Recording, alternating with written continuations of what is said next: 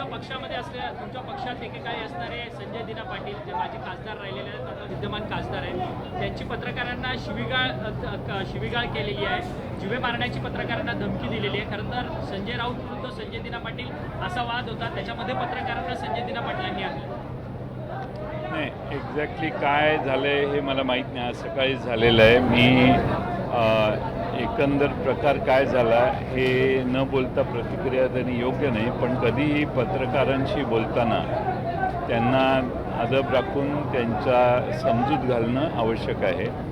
एखादा पत्रकार अतिरेक करत असेल कोणत्याही प्रकारचा तर त्यालाही थोडंसं त्या प्रकारे योग्य अशा गोड शब्दात समजूत घालणं योग्य आहे।